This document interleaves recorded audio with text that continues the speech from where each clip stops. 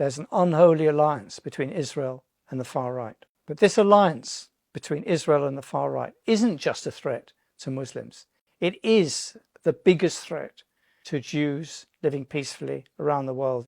For some time now, Israel has had a strategic policy of courting the extreme right, the far right, the fascist right in Europe. And it's been going on for so long, and it's been done in such a systematic way that it's not an accident. The prospect of the far right coming to power in a serious way in Europe is being treated as a golden opportunity by Israel and its secret services and its Department of Strategic Affairs to influence decision makers at the highest level in Europe. Sometimes Israel goes too far and actually plants an agent in a foreign government. And this was the case of Gideon Marcusau, who was Geert Wilders' candidate for Deputy Prime Minister and Immigration Minister in the Netherlands, until the Dutch Secret Services blocked it over concerns that actually he worked for what they called a foreign intelligence service, but actually what they meant was Mossad. And it's obviously going too far. But they're thinking of the next step of the replacement of the current centrist Liberal Democrat governments in Europe with a new far right, which they would have contacts in each far right government. You know, they're thinking several decades ahead. This is Israel's response to a whole bunch of nations now all joining in and recognizing a Palestinian state. But long before this, Israel has been fostering relations with the extreme right in all of these countries. Geert Wilders in the Netherlands, the Spanish Vox Party, the National Rally in France, the extreme right in Germany. Israel has fostered relations with all of them because all of them have taken to Zionism in a big way, not just because they want to shield themselves from their self-evidently anti-Semitic, anti-Jewish past. Marine Le Pen's father was actually found guilty of anti-Semitism. This is their natural habitat. But it's not just to shield themselves from anti-Semitism. It's because they actually share the same values as Israel does. And Israel, for them, is a model of what a Muslim-free country would actually look like. Israel is a beacon of light in a sea of Islamic darkness. Israel is the canary in the coal mine. If Islam conquers Israel, we will be next. So both Israel and the extreme right and Tommy Robinson in this country use the same argument. They say that Western civilization is at threat from Islam. They don't even actually say now Islamists or Islamization.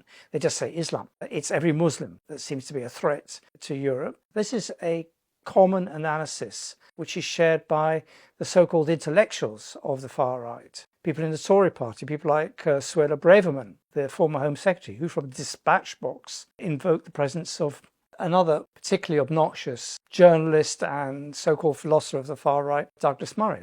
They all say the same thing, and they've been saying it for a long, long time. And so the far right and the fascists and our own neoliberal right have a lot in common when it comes to supporting not just the existence of Israel, but the idea of Israel and the idea that it's called the Great Replacement Theory, that the indigenous population will be replaced by a non-white population with different values. And it is inherently the idea behind the riots. And you could see it on the streets when they talked about stopping the boats and reclaiming the streets.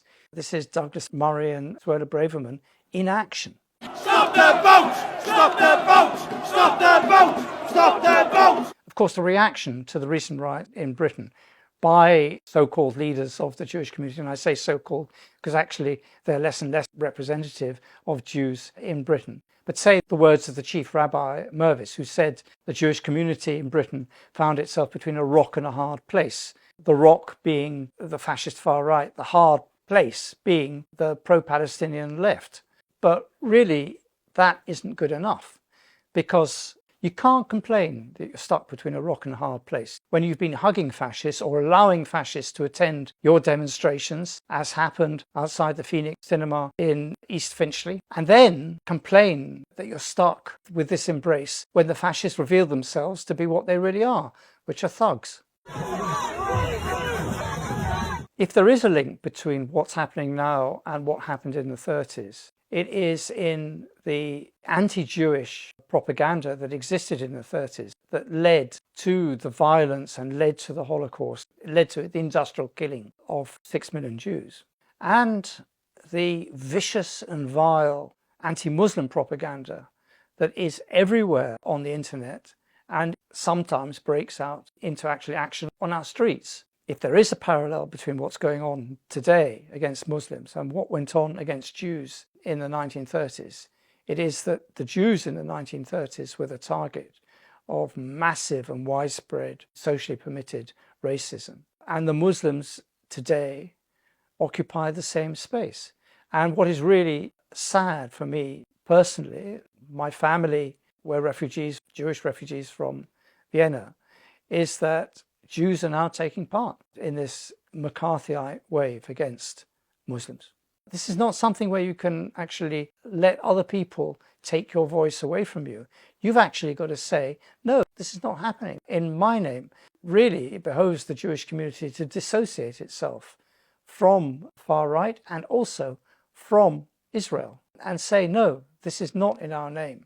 As increasing number of young and very brave American Jews are doing across the water. In fact, as we all know, Israel's alliance with fascists and Israel's behavior generally is the greatest threat to communal relations and to synagogues and Jewish people living in Britain and in France and elsewhere than anything else. There isn't a religious problem between Jews and Muslims. Israel and the ugly history of Israel and the even uglier present of Israel has deformed that relationship and contorted it and pulled people from their rightful place, which is side by side supporting each other. History shows that Jews and Muslims have always lived together. The one factor that keeps on coming up when there is a horror in Palestine, as there has been for the last 11 months in Gaza, that's when the divisions, that's when the fear, that's when the mutual distrust is being created. But on the ground, the communities, they know that their place is side by side in a fraternal embrace. The greatest threat to Jews around the world is fascists who have a common cause with Israel coming back to power in Europe again. Because once they've finished eradicating or trimming down the Muslim community, they will turn on Jews next, as they did in the 1930s. Double Down and organisations like the Middle East Eye are giving you the news that the mainstream media have utterly failed to give you, particularly on Gaza. You read it first here. You don't read it first listening to the BBC or reading The Guardian or reading the New York Times. Support Double Down News on Patreon and read Middle East Eye.